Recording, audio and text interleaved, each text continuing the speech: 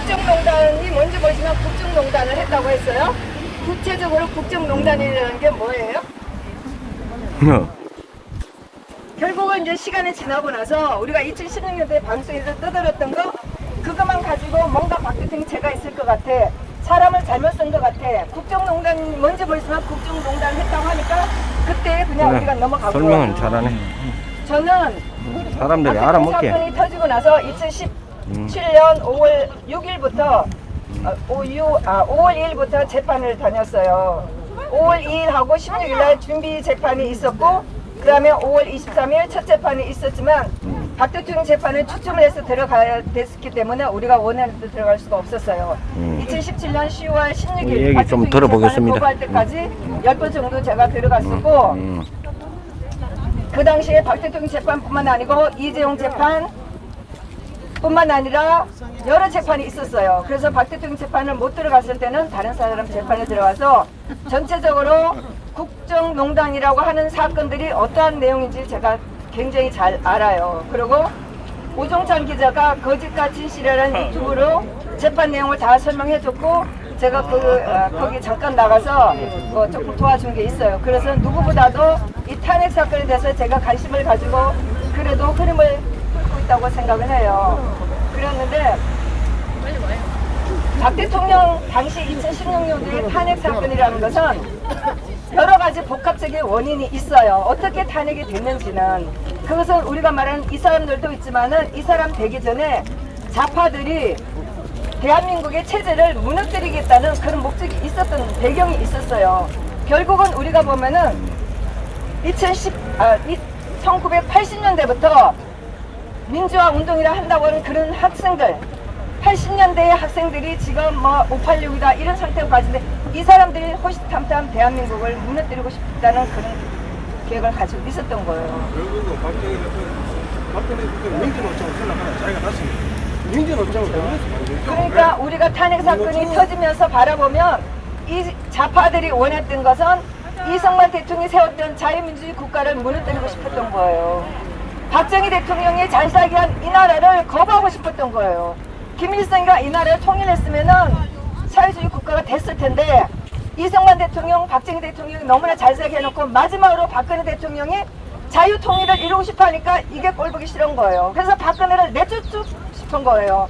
호시탐탐 노력했다가 최서원이라는 사람을 붙잡았고 강풍으로 몰고 가게 된 박 대통령 사건이에요. 국정농단이라고 했던 사람을 잘못 썼다 내용을 알고 보시면 최소원 씨는 불쌍한 제물로 바쳐진 거예요. 이재용 씨 재판, 이재용 씨가 청탁을 했다 없는 내용이에요. 그거 검찰이 다 엮은 거예요. 그 재판을 보면서 제가 너무나 분노해갖고 재판 중에 소리 질러가고 쫓겨난 적이 2번이나 있었어요. 이재용 씨 재판에서 1심 결심 때 이재용 씨가 파란 노트를 들고 온 거는 신문에 찾아보시면 다 있어요.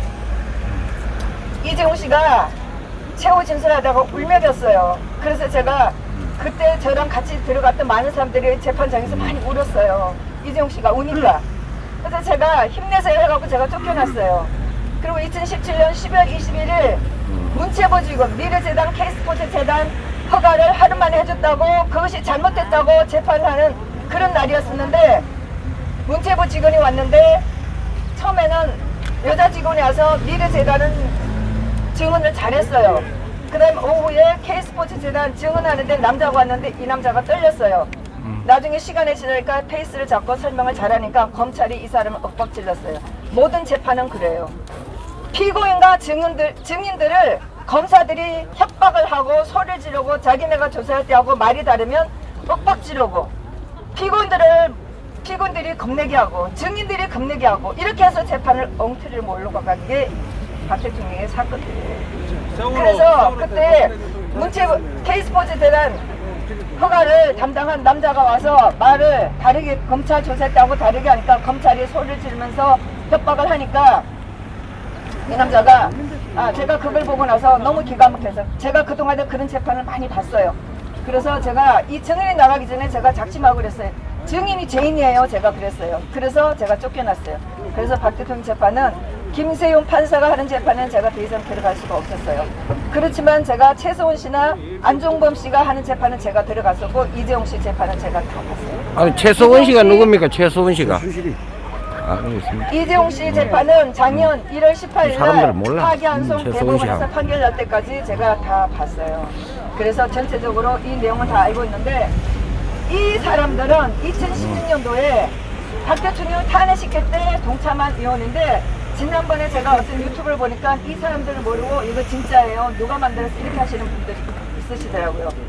이 사람 명단은 제가 2017년도 어떤 사람이 만들어서 카톡방에 올린 걸 제가 저장해 가지고 있다가 2018년도에 제가 그 카톡방에 있는 명단을 제가 썼어요. 쓰다 보니까 이름이 가나다 순서로 안 돼 있어갖고 가나다 순서로 바꾸고 그러고 보니까 이 사람들이 국회의원들 몇 년 했나 싶어서 제가 또 이걸 찾아서 넣고 또 지역을 넣고 해가지고 여러 번 제가 고쳐서 이거를 한 거예요. 지금 여러분들이 핸드폰을 가지고 당장 2016년도에 박근혜 대통령을 탄핵한 새누리당 국회의원을 찾아보시면 명단은 다 나와요. 제가 만든 것도 아니고 누가 만든 것도 아니고 신문에 다 있는 거를 제가 정리를 했던 거예요. 이것은 다 인터넷에 있는 거고 일부 이거 2016년 12월 9일 날 박 대통령 탄핵을 하자고 소추한 그 날에 이게 무기명으로 돼 있어서 이게 누군지는 모르지만 탄핵을 찬성을 하겠다고 공공연하게 말한 사람이 많아요. 저쪽에 있는 김연아 신보라는 나는 탄핵을 하겠다. 또 40명은 모여갖고 탄핵을 하겠다 하고 다 나와 있기 때문에 이 명단은 틀린 게 거의 없어요. 제가 이 명단을 조사하다 보니까 딱 한 명이 확인이 안 돼요. 여기 보면 김용태가 있어요. 김용태는 박 대통령이 탄핵이 터지니까 바로 탈당을 해버렸어요. 그래서 우리가 1급이라고 하는 거예요. 새누리당의 국회의원으로 62명이 찬성을 하고 김용태까지 넣으면 63명이에요. 근데 한 명이 확인이 안 되기 때문에 김용태를 넣어서 62명이지만 김용태를 넣으면은 전체적으로 63명이에요. 그것은 인터넷에 찾아보시면 바로 다 나와 있어요. 그거를 찾아보셔야 되는데 여러분들하고 우리 공화당하고 다른 점이 뭐냐? 이런 데서 차이가 나는 거예요. 에? 자, 저도 지금 여기 찾아봤습니다. 다 나와요. 우리는 이런 사실을 알고 이건 잘못됐다 하고 지금까지 투쟁을 해왔고 여러분들은 텔레비를 보고 들은 소리로 그걸로 끝난 거예요. 그 차이예요. 근데 시간이 지나고 나서 박 대통령이 나오시니까 불쌍한 박 대통령이 하고 나오셨어요. 제가 없다는 것도 알고 박 대통령이 불쌍하다는 건 알아요. 근데 많은 사람들이 조용히 살게 놔두자 이렇게 얘기를 하셔요. 맞는 말이에요. 근데 박 대통령은 억울해요. 박 대통령이 탄핵되셨기 때문에 박정희의 딸이라는 것도 더럽혀진 거예요. 그럼 우리가 어떻게 할 거예요? 박 대통령의 탄핵은 잘못됐다는 것을 우리가 알려야 돼요. 역사에 남겨야 돼요. 이 탄핵은 잘못됐다. 거짓으로 탄핵을 했다. 조작으로 사건이 이루어진 거다. 우리가 이거를 밝혀서 역사에 바로잡아야 되고 박 대통령이 탄핵을 무효화시켜야 되는 거예요. 맞습니다. 그거는 그래서 맞는, 우리 그거는 맞는 공화당은 말이에요. 어떻게든 이걸 하고 싶어서 바로 지금까지 잡아야지. 투쟁을 해왔는데 뭐 이거는 제가 우리 공화당 당원으로서 제가 변명을 하자면 당원들 중에 열이 많은 사람들 있고 저처럼 재판에 뛰어다니는 사람들 있고 다 달라요. 그러다 보니까 행동이 좀 달라서 여러분들한테 각자 나쁘지 않은 인상을 줬다는 것을 좀 이해를 해주시면 좋겠어요. 그러나 딱 한 가지 박 대통령 죄가 없다는 그 사실은 우리가 가지고 왔기 때문에 오늘날까지 와서 했고 보셨다시피 이명박 대통령 제가 한두 번 들어가 봤어요. 이명박 대통령은 별로 새가 없으니까 아직 감옥에 계시고 그래도 우리가 열심히 투쟁을 해왔기 때문에 박 대통령이 이나마도 나오셨다 이런 생각을 하고 박 대통령이 재판을 받으면서 몸이 어떠했는지는 저는 잘 알아요. 허리가 너무 아파서 재판 나오실 때도 너무너무 힘들었었고 발가락을 다치고 힘들어한 것도 제가 다 봤어요. 물론 자료도 다 가지고 있고 그런 거를 누구보다 잘 알고 있는 게 우리 공화당원인데 하다 보니까 뭐 여러분들 눈에 거슬린 것도 있지만은 그거는 이해를 해주시고 그러면 박 대통령 탄핵이 잘못됐고 불쌍하고 이렇게 했는데 어떻게 해서 박 대통령이 잘못된 것을 무효화시킬 수 있느냐? 그것은 박 대통령 재판을 재심을 해야 돼요.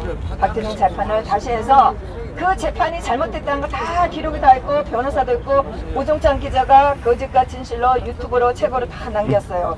책도 이게 또 빨갛게 켜져야 되는데 안 아, 켜지네. 동영상. 동영상. 네, 잠시만요. 최소원 씨, 여러분이 알고 있는 최순실 씨 재판을 담당한 이경재 변호사가 쓴 책도 있어요. 오종찬 기자가 쓴 이런 탄핵 백서 있고 이런 책도 있습니다. 여러분들은 이런 책을 다 사셔서 보시고 유튜브도 보셔야지만 이 탄핵의 진실을 알 수가 있어요. 누가 시작을 했고 누가 꾸미고 누가 조작을 했는지 재판 과정이 어땠는지를 여러분들 아셔야 돼요. 네, 이런 것도 있고 자료가 많습니다. 그러면 재심을 하려면 재심을 하라면 분위기가 있어야 돼요. 분위기를 어떻게 만드냐? 여러분들이 여기 오시면 되는 거예요. 박 대통령이 세력이 있다 이런 것을 보여주고 국회의원들한테 각성을 하도록 해야 되는 거예요. 박 대통령이 오시니까 지금 신문이 언론이 떠들썩해요. 그래서 우리가 박 대통령 지지를 하고 있다는 것을 보여줘야지만 되고 보여줘서 이 세력을 가지고 국회의원들을 움직이게 하셔야 되는 거예요. 국회의원들을 움직여야 되는데 이 사람들이 아직도 살아있어요. 이 사람 63명 중에 16명이 지금 현역으로 21대 재작년 2021년도에 국회의원으로 뽑혔어요. 나머지는 활동을 안 하고 있고 많은 사람들이 재판에서 뇌물 받았다 뭐 했다 해갖고 공천을 못 받고 국회의원 안 된 사람도 있고 안 될 수도 있어요. 최근에 얼마 전에 염동열 이 사람이 대법원 합정 판결을 받고 며칠 전에 감옥도 갔을 거예요. 이 사람은 강원랜드에 자기 지역구에 자기가 아는 사람들을 넣어달라고 하는 것 때문에 감옥도 갔는데 실제로 염동열이나 건성도나 똑같은 사안이에요. 근데 염동열은 무죄를 받았어요. 제가 보니까 판사에 따라서 무죄 받거나 죄를 받거나 이런 상황이에요. 법이 아니에요. 네? 건성동이는 국회의원도 됐기 때문에 무죄를 받았고 이 사람은 국회의원 공천 못 받아서 국회의원 안 됐어요. 그래서 이 사람 1년 감옥에 가 있어요. 실형이에요. 저기에 보면 저기에 두 사람 있는 게 있어요. 이거 저 옆에 박찬호 또 누구 있어요. 요 사람 중에 한 사람 이 사람은 선거법 위반으로 마누라가 바깥에서 사실 혐의는 그렇게 많지 않아요. 여기 박찬호, 이군현, 성남 이름이 누굽니까, 거기? 박찬호, 이군현. 박찬호, 이군현. 박찬호는 마누라가 선거운동한 사람한테 밥 사줬다고 300만 원 썼다고 해갖고 그거 선거법 위반으로 나갔어요. 그래서 옛날에 자한당에서 쫓겨난 사람이고 이군현이는 통영인데 이 사람은 악질이에요. 보좌관들한테 월급 적고 월급 걷어갖고 자기가 쓰고 있어. 국회의원들 그런 거 많아요. 제가 굉장히 많이 봤어요. 이군현도 마찬가지 많아요. 그렇게 했는데 박찬호가 충남 도지사로 지금 출마한다고 했어요. 네? 여기에는 수많은 사람들 다 살아서 유성민 대구에서 표를 못 받으니까 경기도로 나가서 도지사를 하겠다고 나가고 있어요. 지금 배신자들은 다 살아서 다 움직이고 있어요. 우리가 이런 상황을 본다면 그럼 탄핵은 뭐가 되는 거죠? 박 대통령은 탄핵돼서 마땅하다. 너는 그냥 불쌍하게 살고 죽어. 이거예요. 그건 안 되지. 네? 우리가 분노했던 것은 그건 아니에요. 탄핵은 진짜 5천 역사에 박 대통령 탄핵만큼 비참하고 비극적인 사건은 없는 거예요. 여자이기 때문에 혼자 살기 때문에 그렇다는 것이 굉장히 많아요. 2016년도에 박 대통령이 보톡스를 맞았다. 필러를 했다. 방송에서 너무너무 심했어요. 필러를 잘못 받아서 멍이 들었다. 말이 안 되는 거죠. 여자들 웬만하면 보톡스 맞아요. 요즘에 길 가다가 성형외과 피부과 가면은 보톡스 다 맞을 수 있어요. 지금 작년에 경선한다고 나왔던 남자들 다 이마 얼굴 다 맞았어요. 근데 박 대통령만 조롱거리가 된 거예요. 다 억울한 거예요. 네? 박 대통령을 최순실을 엮어서 최순실이가 국정농단을 당하고 박 대통령 꼭두각시였다. 꼭두각시라고 해서 박 대통령을 너무나 놀렸어요.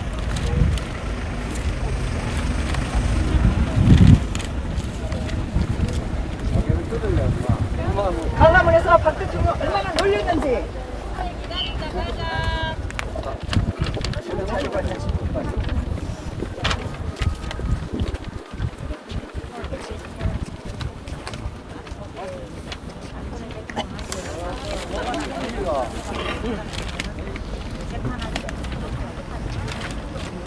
제가 다음에 와서 다시 자료를 더 보여드릴게요.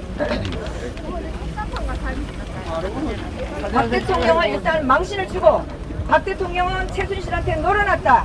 이렇게 프레임을 싹 씌워서 박 대통령을 내쫓습니다. 실제로 재판에서 그러면 헌법재판에서 박 대통령의 그 씌워진 2016년 강화에서 씌워진 그것을 바로 밝혀야 하는데 헌법재판소에서 박 대통령 사건을 제대로 다루지 않았어요. 박 대통령을 탄핵하겠다고 국회에서 동의한 그 소추문에 나왔던 21건의 박 대통령의 범죄는 전부 다 신문 쪼가리였어요. 근거도 없다. 너무나 한강합니다. 거기에 대해서 관심을 가지고 우리가 따지고 보고 재판에 뛰어다닌 것은 저랑 같이 동조하면서 박 대통령이 죄가 없다고 한 사람이 지금까지 남아있는 이런 사람들이에요. 수많은 사람들은 생계에 바쁘고 관심을 두다가도 제대로 자료를 찾지 못해서 제대로 알지 못하고 이런 상황입니다. 그래서 헌재에서도 자료를 가지고 박 대통령을 탄핵해야 되는데 아무리 봐도 죄가 없는 거예요. 좌파들이 엮은 것은 세월을 7시간에 박근혜 대통령 뭘 했나 이게 가장 중요하게 박 대통령을 내쫓은 거예요. 세월호 사건은 사고예요. 근데 좌파들은 박 대통령한테 7시간 뭘 했나 해갖고 박 대통령 내쫓고 싶었던 거예요. 헌재에서 보니까 이게 죄가 안 되는 거예요. 세월호는 싹 뺐어요. 박 대통령 죄를 봐도 아무리 봐도 죄가 안 되는 거예요. 다 죄가 안 되는데 마지막 가서 박근혜 대통령은 헌법을 소화할 태도가 없다. 다 하면 이렇게 한 거예요. 박 대통령이 헌법을 준수할 태도가 없다. 그것은 청와대를 가서 조사를 해야 되는데 박 대통령이 거부했다. 이거 가지고 헌법을 준수할 자격이 없다. 이렇게 해서 박 대통령이 그랬으면 이 사건들이 형사재판대로 와서 형사재판에서 제대로 돼야 되는데 형사재판에서 제대로 안 됐다는 거예요. 그것들이 우리가 울분을 터뜨리는 거예요. 박 대통령 아무리 찾아도 뇌물 받은 것도 없어. 미래재단 K스포츠 재단인데 아무리 봐도 이게 실질적으로 문제가 안 돼. 그러니까 기업들을 협박을 했다. 돈을 달라고. 강요를 했다. 박 대통령 제가 미래재단 K스포츠 재단은 무죄로 났어요. 그렇지만 거기에 돈을 내라고 한 것은 박 대통령이 강요를 했기 때문에 돈을 줬다. 직권남용을 했기 때문에 돈을 줬다. 이렇게 해갖고 거기에 대해서 15년을 때렸어요. 판결에서. 검사들은 윤석열이 했던 그 판사들은 30년을 때렸어요. 뇌물로. 응? 그러고 나서 그것도 국정농단이라는 것도 봐도 죄가 안 돼. 그러니까 또 박 대통령 또 엮기 시작한 거예요. 국정원 특달비. 국정원에서 돈을 가지고 와서 박 대통령이 개인적으로 썼다. 이렇게 또 덮으시는 거예요. 지금 김정숙의 옷값이 문제가 되고 있어요. 박 대통령의 죄.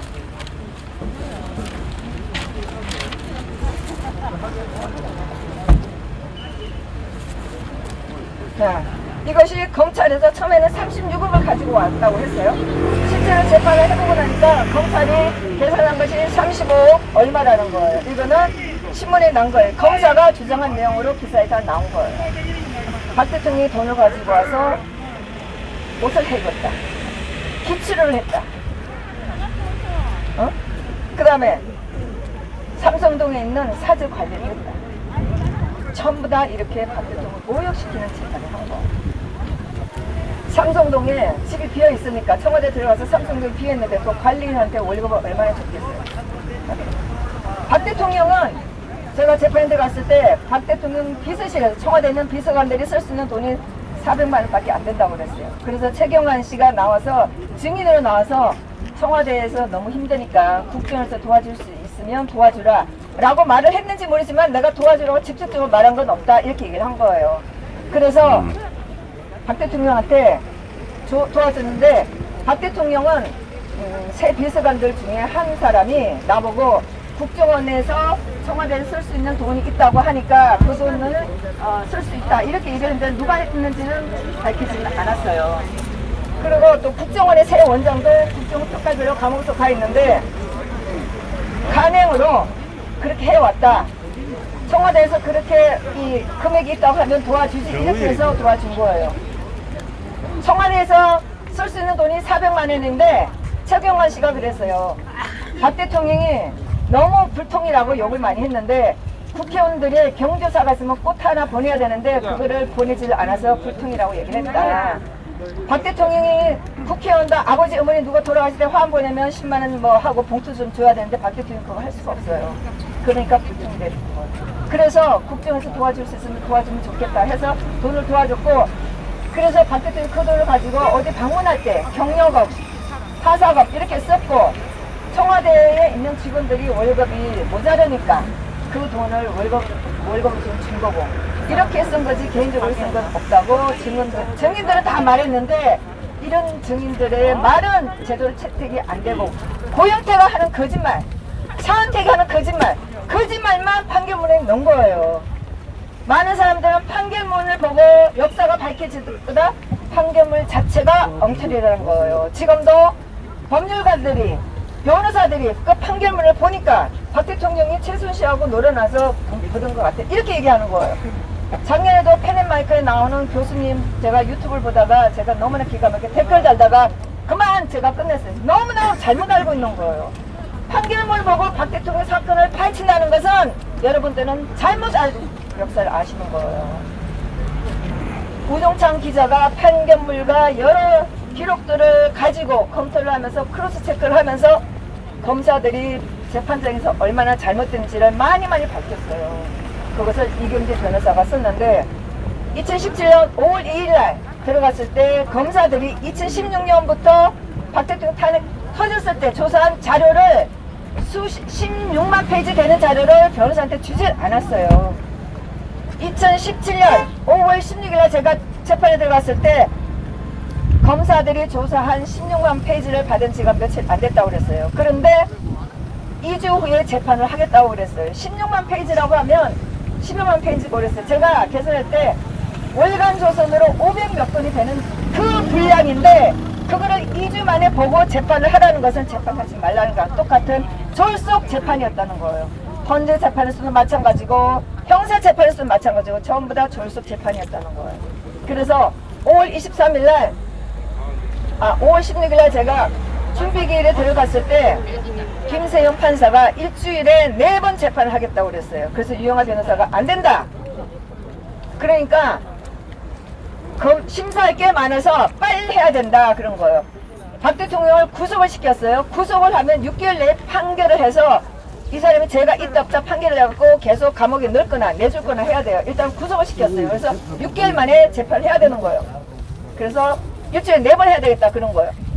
그래서 뭐 옥신각신 좀 한 게 있었어요. 그런데 5월 23일날 첫 재판이 되고 그날이 화요일이나 그랬어요. 그리고 25일날 금요일날 재판을 또 했어요.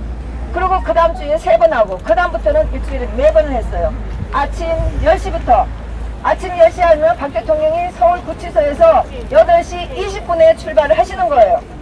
그러면 법원에 9시쯤 도착해요. 그러면 1시간 동안 변호사들하고 얘기를 할 시간이 있어요. 그리고 재판을 해요. 그리고 점심시간이고 재판을 6시에 끝나는 적은 없어요. 7시, 8시, 9시, 10시 넘어서 재판은 끝나는 거예요. 그러면 변호사들이 그날 재판을 보고 오늘 재판에 뭐가 나오는지, 문제가 뭐가 되는지 검토를 해야 돼요. 검사들이 지난번에 조사한 자료를 검토를 해야 돼요. 뿐만 아니라 최순실 재판에서 벌써 1월달부터 재판에 어떤 자료를 검토를 해야 돼요. 이재용 씨 재판에서 했던 거를 뭔가 듣고 조사를 해야 돼요. 아무것도 없어요. 그날 재판한 것도 몰라요. 그전에도 몰라요. 어떻게 이거 재판하라는 거예요. 재판은 한 달에 한 번 정도 해야 되는 거예요. 그래서 자료를 검토를 해야 되는데 그런 자료를 검토를 못하고 증인을 누가 불러야 될지도 잘 모르는 상태에서 불러서 하고 그 증인들이 어떻게 증언을 하고 뭐가 잘못됐지 해야 되는데 그런 거를 할 시간이 너무나 없는, 너무나 말도 안 되는 이런 재판을 한 거예요. 저는 그런 재판을 보면서 막 울기도 하고 욕도 많이 했어요. 너무나 분한 거예요.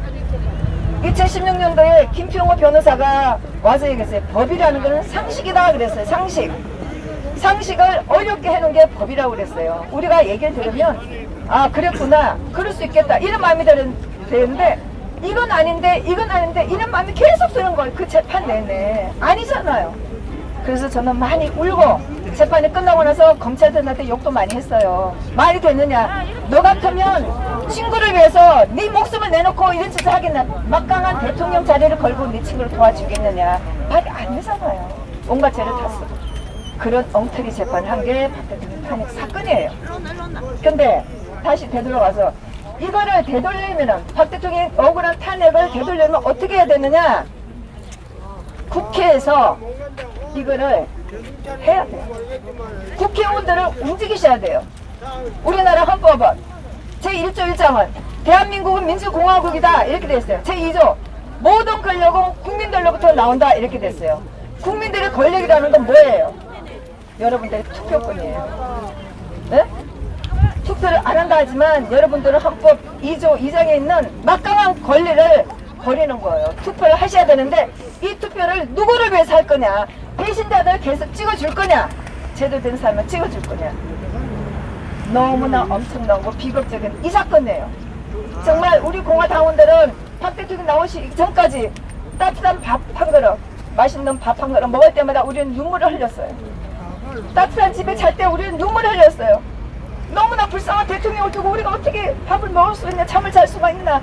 우리는 노래방을 못 갔어요. 어떻게 우리가 가서 노래방에서 노래를 부를 수 있나. 너무나 우리는 힘들었던 세월을 살아왔기 때문에 우리 공화당이라는 사람이 억세고 거칠고 그런 거예요. 남들이 안아주는 거 우리는 막 말하고 싶고 알리고 싶었던 거예요. 응? 이번 선거에 대선에서 우리는 충분히 이해를 해요. 응? 우리가 5년 동안 얼마나 이 나라가 좌파로 문재인이가 얼마나 좌파스럽게 해왔는지 우리가 알린 덕분에 결국은 윤석열이가 아니 이재명이가 되면 안 된다. 이재명은 더 악질이에요.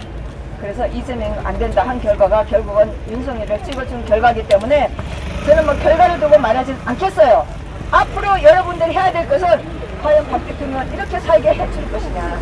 박 대통령은 마지막에 2021년 1월 14일 날 대법원 판결이 끝나고 나서 박 대통령이 확정이 됐어요. 확정이 되고 나서 박 대통령의 벌금이 180억이에요. 돈 한 푼 받은 게 없는데 벌금이 180억. 국정에서 35억 받았다고 해서 추징금이 35억이에요. 그래서 이 돈을 뺏어가야 되는데 박 대통령의 마지막 남아있는 내옥동 집을 공매로 넘겼어요. 그것도 너무나 기가 막혀요. 재판이 끝나고 나면 일주일 내에 이 벌금과 추징금을 어떻게 내겠다는 계획서를 내야 돼요. 물론 박 대통령은 그걸 내질 않았죠. 낼 수도 없고 일주일 후에 바로 이것을 공매 처분한다고 진행을 했던 거예요. 제가 이거를 공매에 나온다고 해서 제가 공매 처분하는 거기다 전화를 해봤어요. 그러면 정식적으로 하면 4개월 내지 6개월 걸린다고 했는데 박 대통령 이 공매 사건은 3개월 만에 바로 공매를 넣어버렸어요. 모든 것은 박근혜 대통령에 대한 건 너무나 계획적이었어요. 원래대로 한다면 한 10월이나 이때부터 공매에 들어가서 11월이나 12월 달쯤에 공매 처분이 돼야 되는데 8월 달에 나왔고 8월 10일, 11일, 10일하고 13일 날 확정이 됐어요. 그래서 박 대통령이 집도 빼앗기고 대통령에 대한 예우도 다 빼앗겼기 때문에 집도 없고 돈 한 푼 없는 사람이 돼버렸어요. 평범한 사람이 돼버렸어요. 여기 오신 분들이 박 대통령이 불쌍하다, 조용히 살게 하자 이렇게 얘기를 하시는데 박 대통령은 그렇게 살 수가 없어요. 돈 한 푼 없고 남의 동생의 돈을 빌려서 하고 남의 돈을 빌려갖고 집을 샀는데 이거를 어떻게 할 거예요. 박 대통령을 빨리 이 탄핵이 잘못된 거고 탄핵 재판은 잘못된 거고 형사 재판도 잘못됐다는 것을 다 무효시켜서 박 대통령이 대통령의 예우를 받고 전직 대통령에서 충분한 보상을 받고 살아가도록 하셔야 되는 거예요. 이제 문재인이가 곧 내려올 거예요.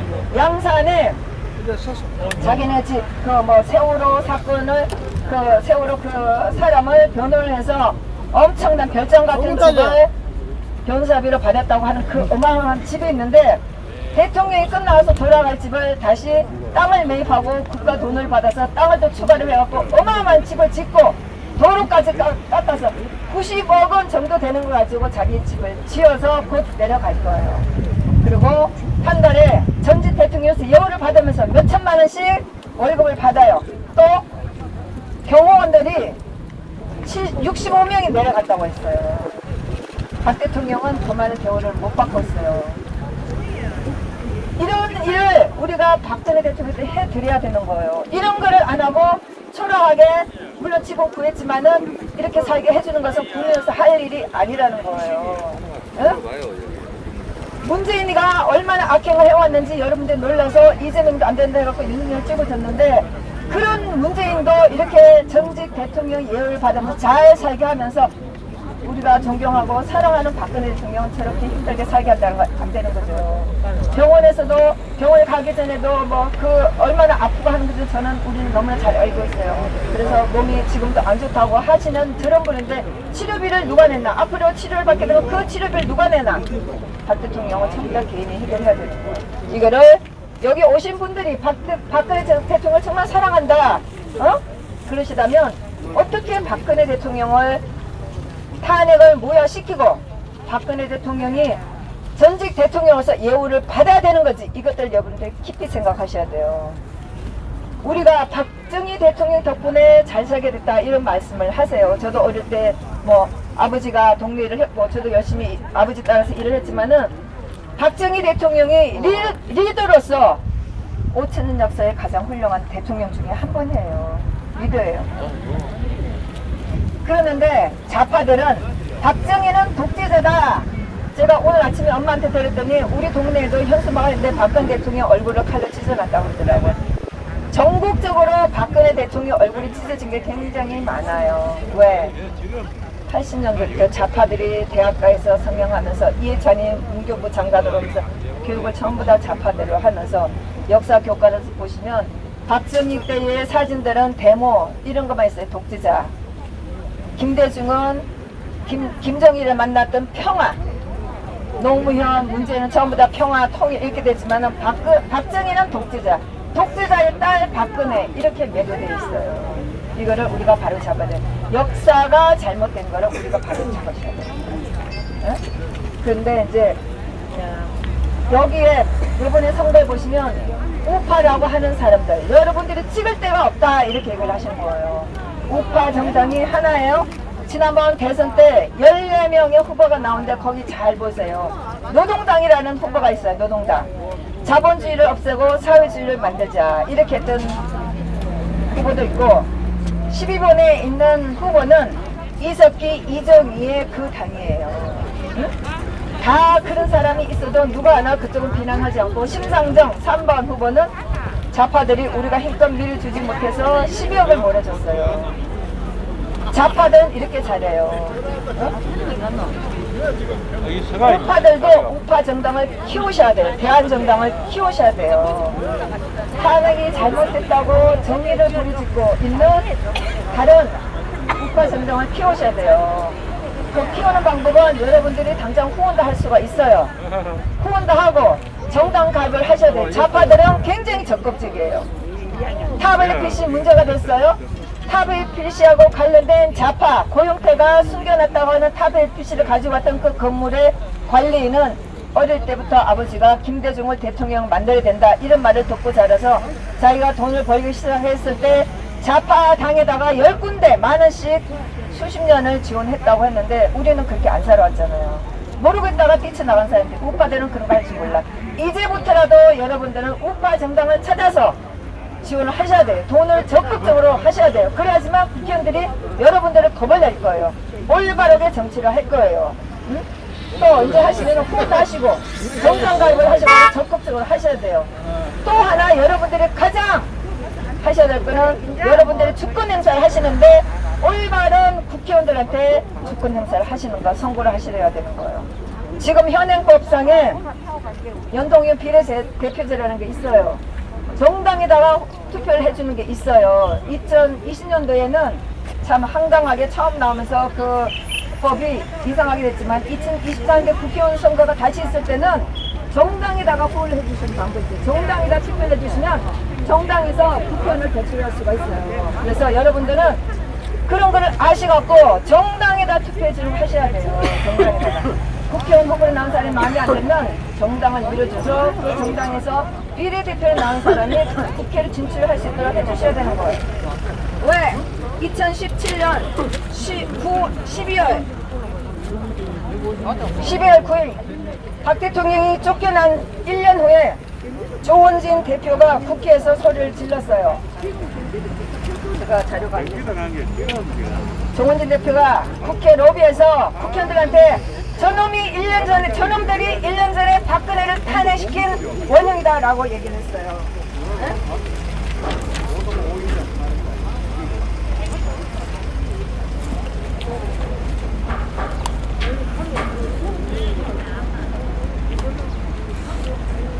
제가 자료를 찾다 보니까 이런 자료가 있어요.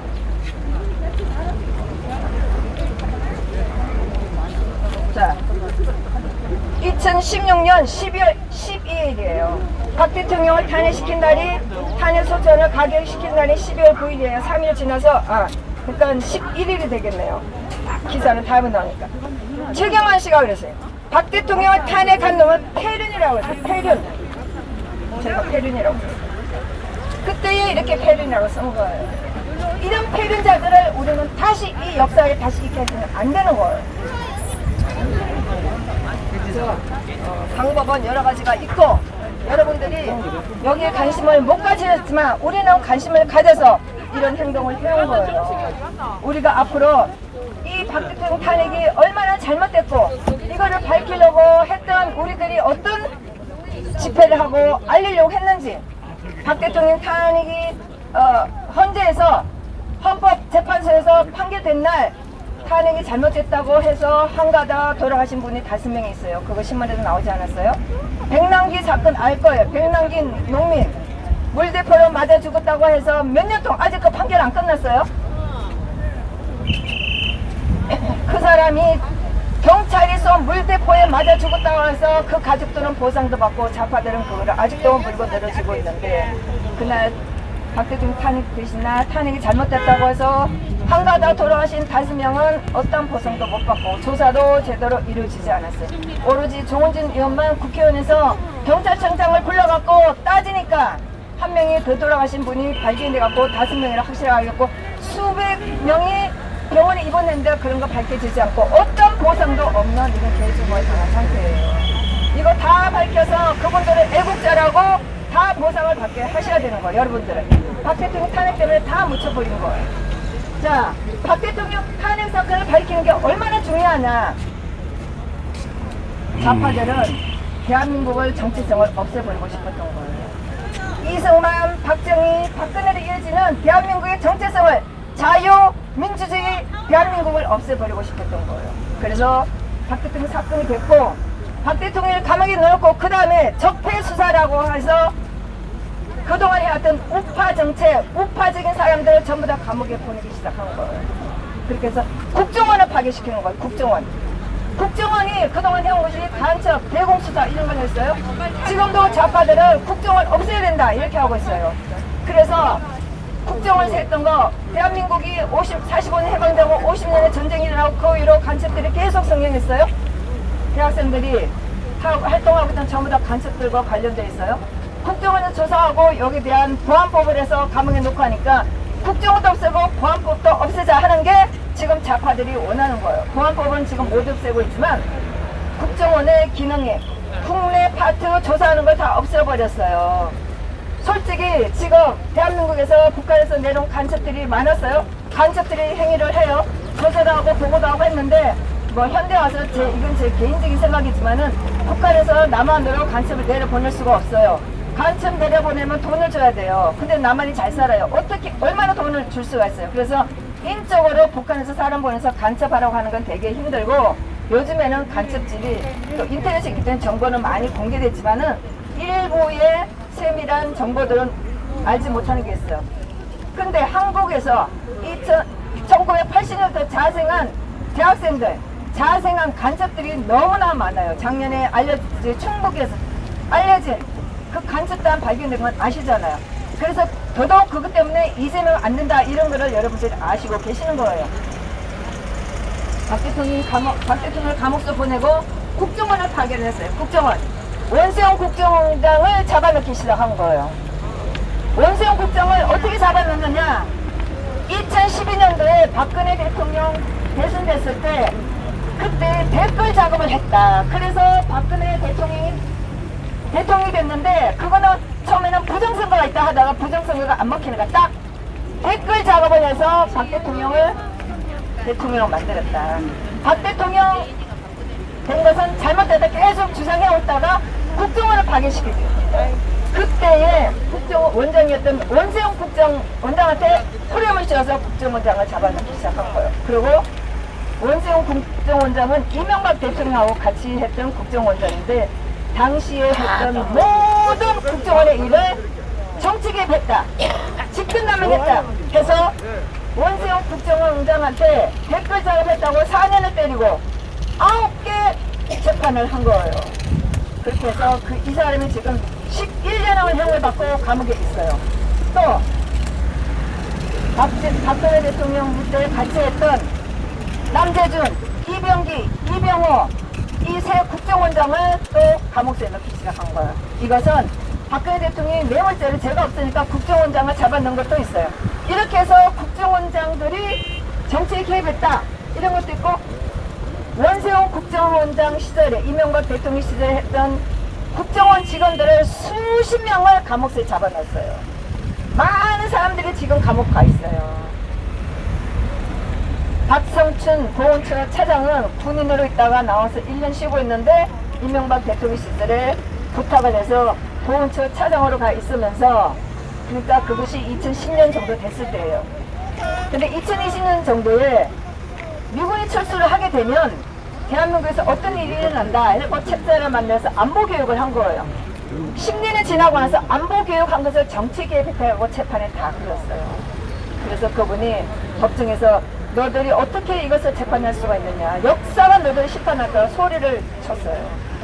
그렇게 해서 국정원을 파괴시키고 그 다음 또 시작한 것이 사법부를 파괴시키는 거예요. 사법부를 박근혜 대통령 시절에 했던 판결, 이것이 전부 다 잘못됐다고 해서 그 당시에 판결했던 판사들을 사법농단에 직권남용을 했다고 다 그래서 지금 14명, 양승태 대법원장도 재판을 받고 있고 대법관 2명 하고 있고 수많은 판사, 연구원들 재판받고 있어요. 문제는 100명이 넘는 판사들을 전부 다 조사를 하고 이 사람들 협박을 해서 이 사람들이 사법부를 떠나게 만드는 거예요. 전부 다 좌파 분위기로 올라간 거예요. 이 판사들을 어떻게 엮었나? 여러분들 아실 거예요. 우리법 연구회라고 판사들이 있어요. 어? 그 판사들, 우리법 연구회 판사들이 법원도 좌파로 만들기 위해서 작업을 한 건데 거기에 대해서 좀 알아보라 이렇게 한 거 가지고 전부 다 직권남용을 했다라고 다 엮어서 판사 사법부를 또 이렇게 다 만들어요. 정치권 넘어갔어요. 국정원 넘어갔어요. 사법부 넘어갔어요. 여러분들 아실 거예요. 국방부 장관이 얼마나 바보 같은지 여러분들 잘 아실 거예요. 거기에서 재판받는 분은 없었지만 국방부하고 관련된 분은 김관진 장관 재판 받게 해서 힘을 쫙 빼놨어요. 이렇게 해서 이 나라는 점점 더 파괴 들어가는데 여러분들은 일상에 아무런 문제가 없어요. 그러나 내부적으로 점점 더 이 나라는 사회주의 국가로 계속 가고 있는 거예요. 응? 사회주의 국가 해서 전부 다 세금 걷어들이고 커버해주고 잘 하는 것 같아. 정말 좋아. 결국은 세금을 더 내야 되고 국민들로서 우리가 누릴 수는 없는 거예요. 내가 내 돈을 가지고 마음대로 사고 팔이 되고 이거는 자꾸 못하고 국가가 자꾸 여러분들 통제를 하는 거예요. 통제. 말로해서 뭐 복지다 이렇게 하는데 복지하다가 넘어진 게 유럽이고 남미예요. 그거 말고 내가 내 돈을 가지고 내 마음대로 후원도 하고 쓰고 해야 되는데 그걸 자꾸 못하게 하고 국가가 통제하도록 하는 게 사회주의 국가로 넘어가는 거예요. 왜? 그렇게 하면 권력자들이 좋으니까. 사람들이 돈 주고 내가 이 국민들을 만들어 할 수 있게 하는 거예요.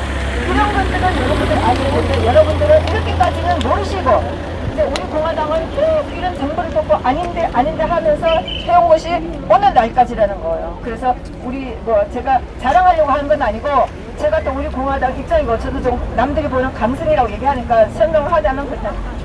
사건들을 알고 이 나라가 어떻게 돼가고 있는 걸 우리는 너무 많이 아니까 알고 싶은 거예요. 알려야 되는데 여러분들 시간도 없고 관심도 없고 막 안 하니까 자꾸 얘기를 하다 보면 억세지고 말아지고 그런 면이 있다는 걸 하시고 이 사건은 여기를 찾아보시면 돼요. 새누리당 국회의원으로 탄핵에 찬성한 국회의원 사실 다 있어요. 이런 사람들은 다시 뽑지 말아야 되는데 뽑아라는 정당이 하나밖에 없으니까 후보가 없어요. 그래서 뽑아주시는 거예요. 그러면 새로운 대한정당을 찾으셔갖고 후원도 해주시고 정당 발도 하시고 표도 그런 대한정당이 지워져서 이 국회의원들을 없애버리고 국민들이 정말 무섭다 이거를 여러분들 알려주셔야 되는 거예요.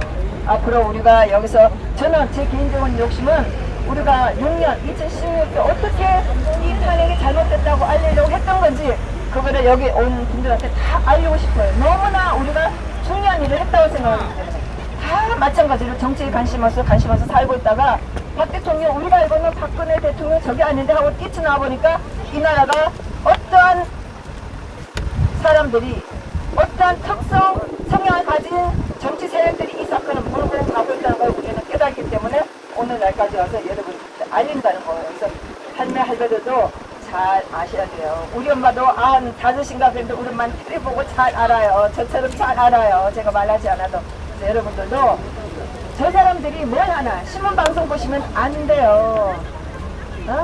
신문이나 언론은 제가 재판에 들어가서 보면 아침에 검찰들이 거짓말 주장한 거면 신문에 나와요.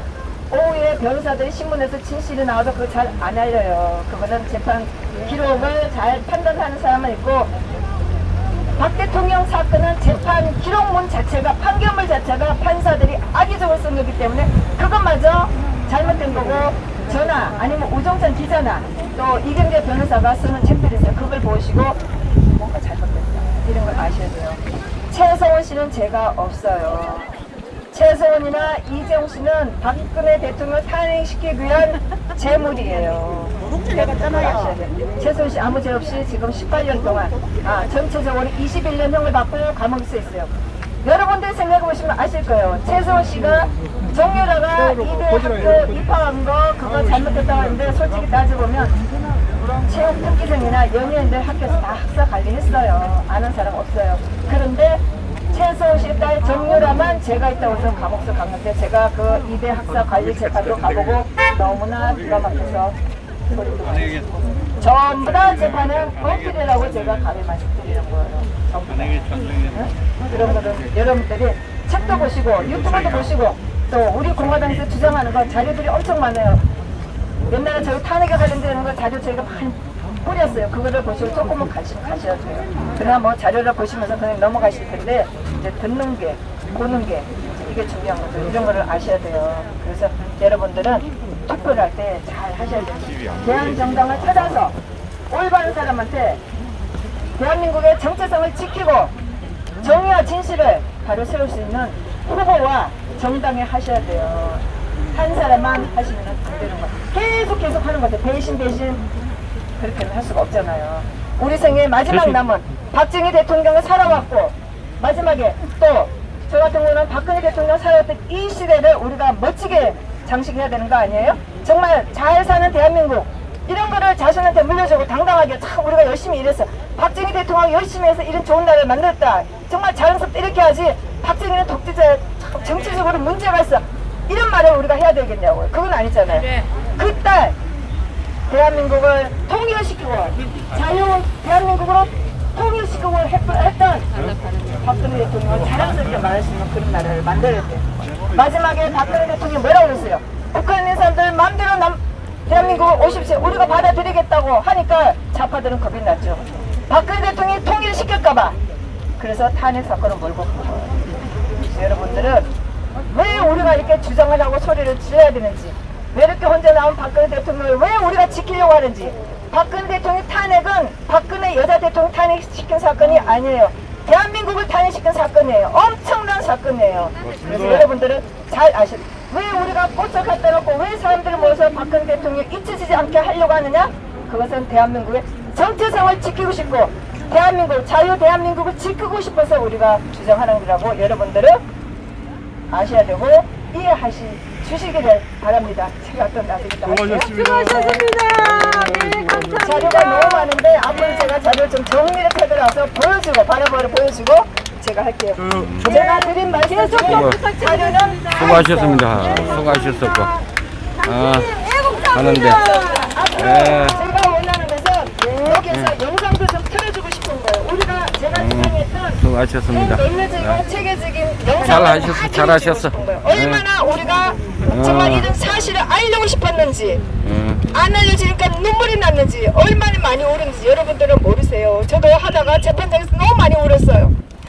박 대통령이 너무 불쌍하고 정말 사람들은 모르고 언론에 나는 거 너무 다른데 정말 많이 울고 가슴 아파하고 하여튼 그랬어요. 감사합니다. 감사합니다. 또 이제 시간 나면 또 이렇게 알겠습니다. 나 모르는 게 너무 많았어요. 제가 전화번호 명함을 가지고 온다고 하면서 안 나오는데 잘하셨어요. 예. 그러니까 사람들이 너무 모르니까